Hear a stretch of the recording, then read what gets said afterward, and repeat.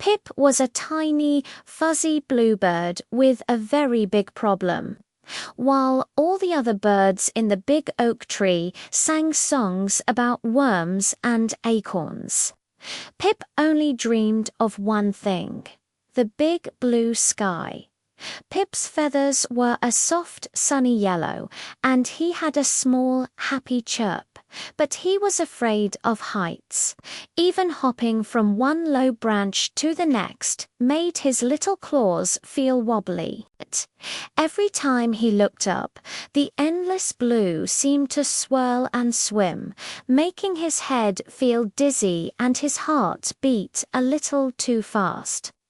His older brothers and sisters would swoop and soar, their laughter echoing through the leaves. But Pip would just cling to his branch, his tiny yellow body trembling. He wanted to join them more than anything. He imagined the feeling of the wind under his wings, the world looking like a big green and brown quilt below. But the fear was like a heavy stone tied to his feet.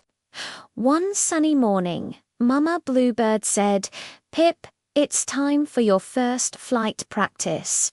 We'll start with the feeder." Pip looked at the bird feeder. It was only 3 feet away, but it looked as high as a mountain. His tummy did a funny flip-flop. He could see the delicious seeds piled high, glistening in the sun, a feast just waiting for him. But between him and the feast was a terrifying gap of empty air. "But, Mama," he peeped, his voice barely a whisper, What if the sky is too big? What if I fall? What if a big gust of wind comes and just blows me away forever?" His little mind raced with all the things that could go wrong. Mama Bluebird smiled. She nuzzled his head with her beak, her touch warm and reassuring. "The sky is big, my little one," she chirped softly, "but you are ready. Your wings are strong, and your heart is brave, even if you don't feel it right now. The secret to flying isn't being big. It isn't even about not being afraid. The secret is taking the very first tiny hop." Pip looked into his mother's kind eyes. He closed his own, took a deep breath that smelled like warm leaves and damp earth, and thought about the big blue sky. He didn't think about falling. He didn't think about the dizzying height. He just thought about the idea of soaring, free and light. He pictured himself dancing with the clouds, feeling the sun on his feathers. He imagined the sweet taste of victory and the pride in his mother's eyes. He pushed all the scary thoughts away and focused on just one thing, that single tiny hop. Pip opened his eyes.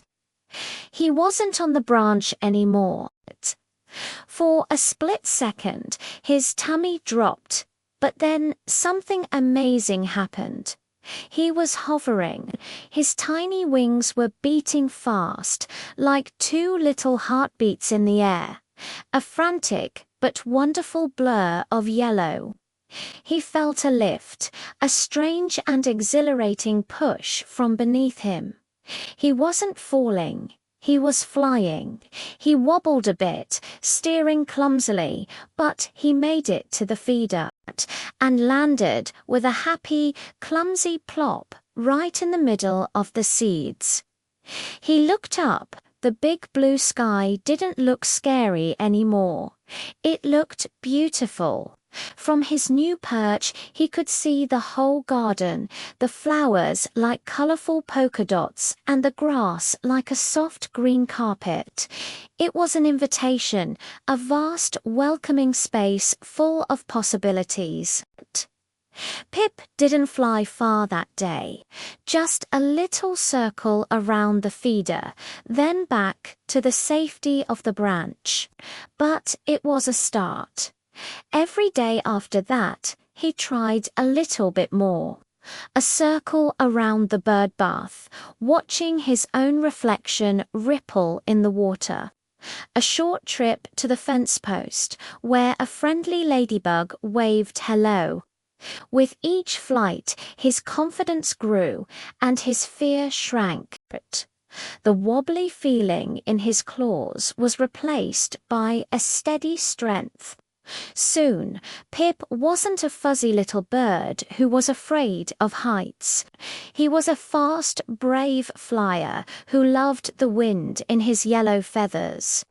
He learned to catch the updrafts and glide, to dive and climb, to race his siblings to the tallest branches of the oak tree. He still remembered that first shaky hop, the terror and the triumph, and it always reminded him the biggest, scariest dream always starts with the smallest, bravest step. And Pip knew, with a happy flutter, that his adventures in the big blue sky had only just begun. Thank you for watching. If you enjoyed Pip's story, don't forget to like this video and subscribe to our channel for more wonderful adventures. See you next time.